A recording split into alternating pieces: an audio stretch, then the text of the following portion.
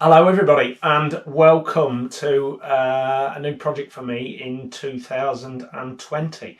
Thought I'd start putting together a few little videos of what I get up to in here in the workshop, what goes into looking after maintaining and racing two-stroke GP bikes, as well as also a 675 Daytona Triumph that we're planning on racing this year as well. So the idea is that I do little bits and bobs in the workshop, show you what I get up to here, what goes into looking after these beautiful bikes, also bits at the race meetings, thoughts, feelings, how they're going, give you a bit of an insight into what goes on in the pits, and also some onboards of me trying not to fall off around various racetracks around the UK and maybe Europe. So yeah, indeed, today what I'm going to do at the first one is a little overview of my Yamaha TZ350G. This one's my pride and joy really, so sit back and I'll tell you a little bit more about the bike. So everybody, yeah, here we have my TZ350G. This is my pride and joy. This one is. I love this motorcycle to bits. Yeah, it's sometimes it can be a bit of a love-hate relationship with it, but yeah, indeed, the vast majority of the time it is a love relationship for it. Words, when this machine is on song, words can't describe how these are to ride. They are an absolute joy. They can be a pig to ride, but when you start getting this right, they are like nothing you could ever believe. They give you so much feedback and feel. They're a pleasure. They're an absolute bloody joy. But yeah, so I'll tell you a little bit more about it. It's a Harris G frame, an original frame. The whole bike's fairly original, to be perfectly honest with you. It's original swinging arm, original frame.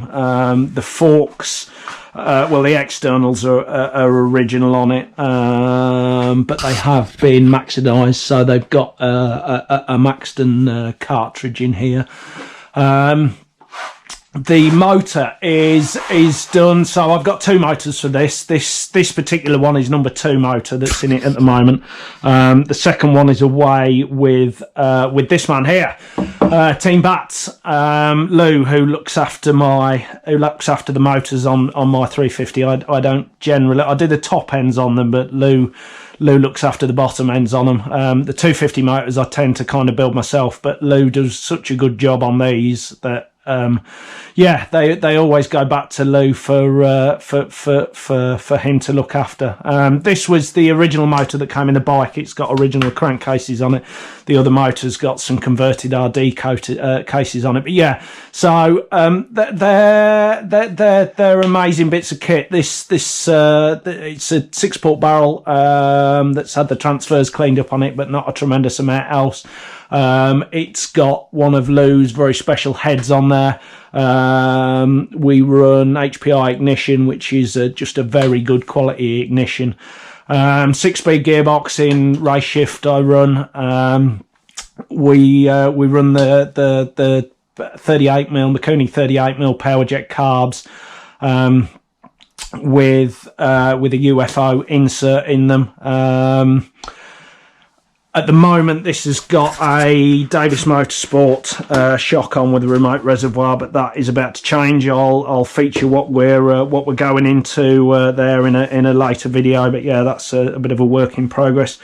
18-inch Astrolite wheels, which have had a bit of a refresh. I had a bit of an issue with one this year. So yeah, I've got a new one in it, or a fresh one, I should say, in the back there.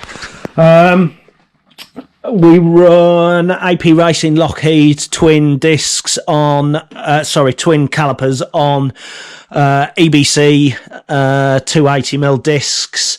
EBC pads in there as well. EBC look after me, and they do a fantastic job. They're like modern brakes, to be perfectly honest with you. The way they stop, they're cracking bits of kit. They're not on it at the moment, obviously, but we run Tony Green pipes, which are one of the best in the business, in my opinion. Tony is a true gentleman, and also makes the best pipes, I believe, for any two strokes. They gave us a big power increase when we went to them. Just in the process at the moment of putting a new rear brake on there, just changing the setup on there. It had the original Yamaha one on, but the pads are a pain in the backside on it, to be perfectly honest with you.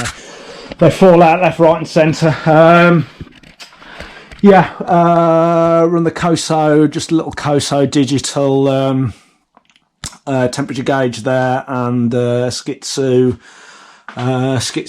electronic rev counter.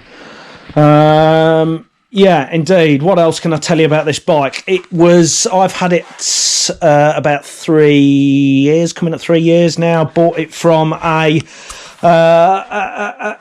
absolutely amazing chap called Dave Ashton, who really taught me. I was put in contact with Dave by somebody who's really looked after me since I started, Miss Dave Cooper, who is for those of you who know Dave will know he's a character, and he's a brilliant guy. He's become a real close friend of mine over the last few years, and really looked after me. He put me in contact with Dave Ashton, who is a hell of a boy. Indeed. Back in the day when these were new, he was winning this, that, and the other on them. And Dave, Dave sold me this. It was one of his. Well, it was. He raced it on after his comeback.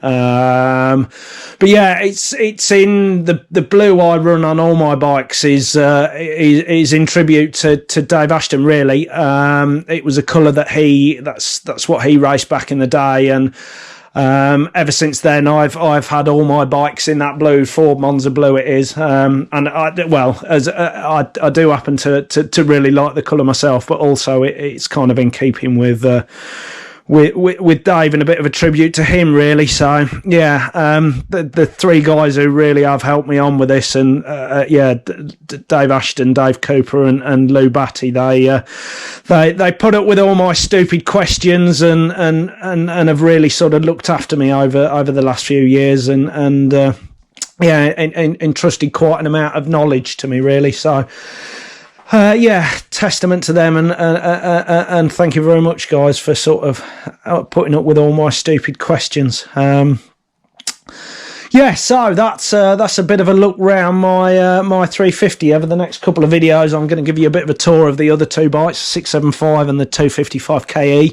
And keep you up to date with what goes on. So hopefully, as a first video, that's you've enjoyed watching, and I'll come back again.